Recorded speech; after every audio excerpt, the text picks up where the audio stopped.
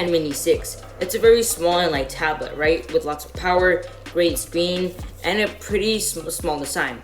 Well, Apple is looking to update that with the new iPad mini 6, giving it even more capabilities, more power, and all that good stuff. So if you want to learn more, stick around for the video. So we're gonna get into new leaks and rumors of the iPad mini 6. So here we go. Apple could be launching the new iPad mini 6 this fall with features in the new redesign look, which is very good. So we're talking about maybe score designs, maybe get some nice speakers there, get Touch ID on the home button, maybe all that good stuff. So and it says even here, it says it'll look much like the iPad Air 4, which is very good.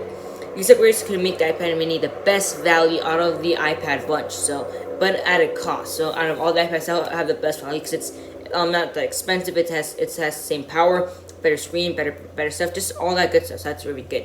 But it'll come at a price, and that price is $100 more, just like the iPad Air 4 did. So you remember the iPad Air 3 was $499.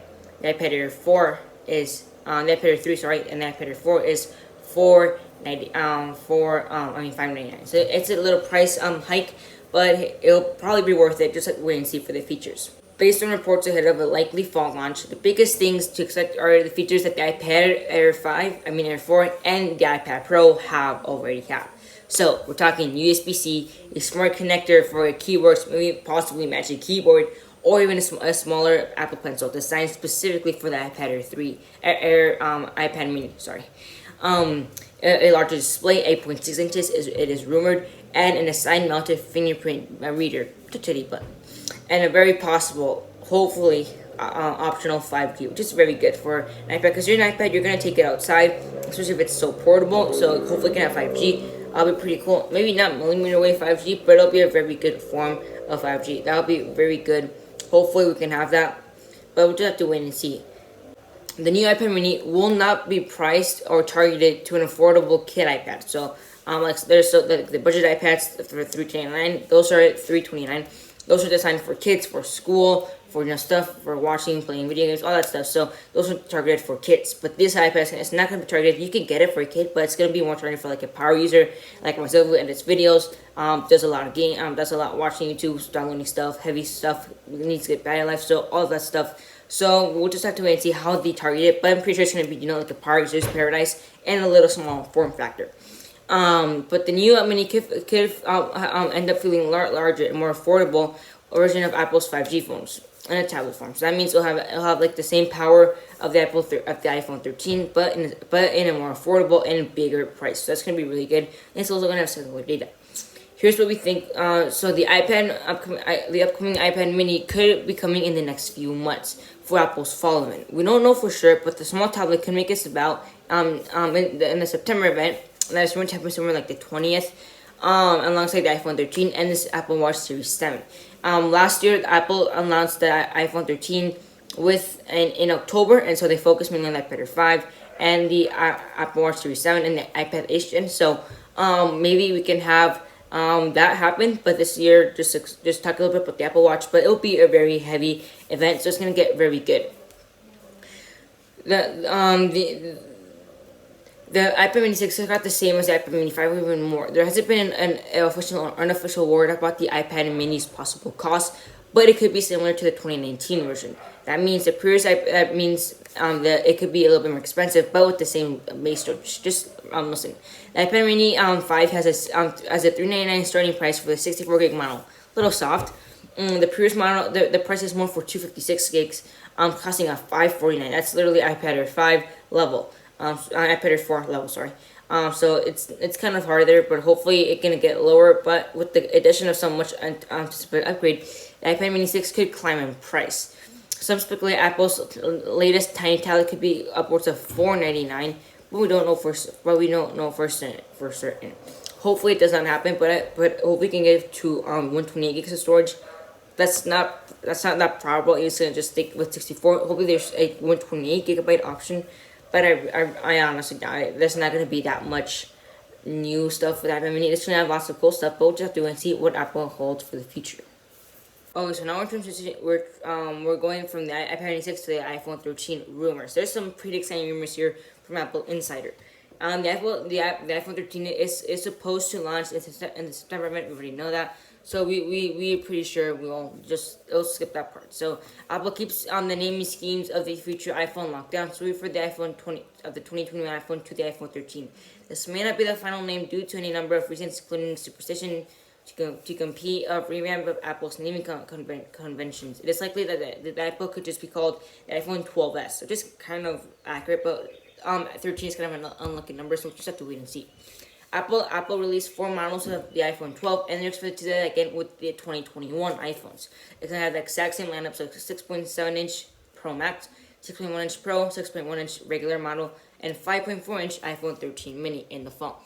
The design, it will not change much, except that they'll be a little bit thicker, and the camera will be diagonal on the regular models, and the Pro models will get integrated in the cameras. We'll talk about it just a little bit later. The iPhone will have flat size as usual, which means the iPhone, the design can be reused, which is very good for, Apple's just stuff. So hopefully, the most noticeable physical changes to the device will be the camera bump and the notch. The camera bump is expected to change from separate bumps for each lens to a single sheet of glass covering all lenses. This will reduce wobble that when laying the device flat on its back. So when you're typing, when you're studying and you have to text, you have to send something, and like the device wobbles, kind of annoying. So yeah, just have to just gotta expect for that. Hopefully they can do that and reduce the camera bump by a lot. That'll be very good.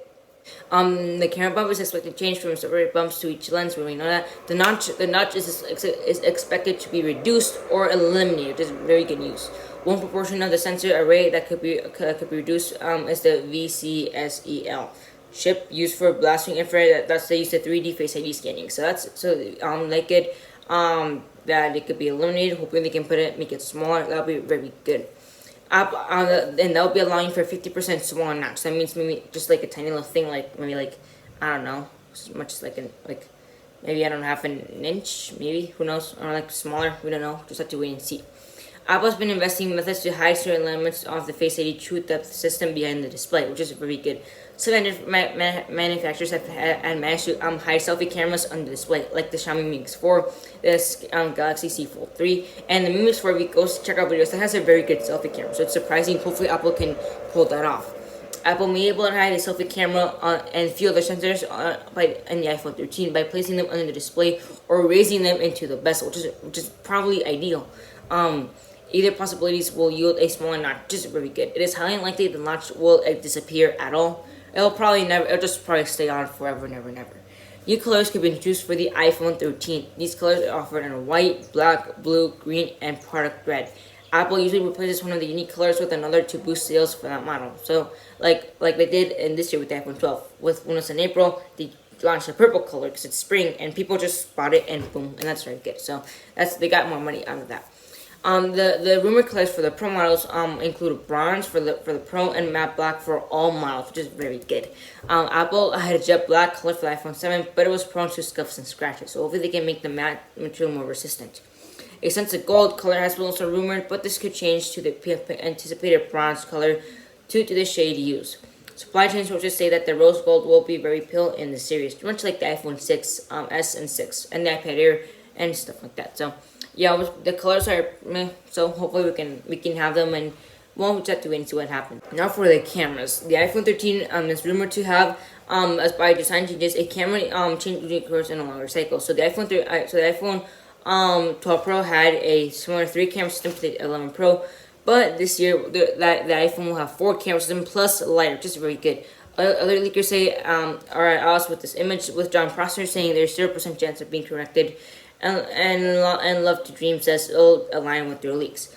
All 3 of those leaks show a 3-camera array with much larger sensors, which is very good for light, especially in dark scenes, than the current generation. In many cases, the same leaks that the iPhone 2021 iPhones will feature 64 megapixel shooter, which is very good, and wide lens with 1x optical zoom, 6x digital zoom, 40 megapixel telephoto with 3x to 5x optical zoom, 15 and 20 digital zoom, 40 megapixel ultra wide with 0.25 optical reverse zoom, and a 40 megapixel anamorphic lens supporting a 2:1:1 aspect ratio. I don't know what that means, but it means like we'll have some sort of cool stuff. The large number of megapixels would be highly unusual for Apple, since they have historically kept theirs for 2 to 4, there's 8 to 12, and now for 40. So that'll be very good.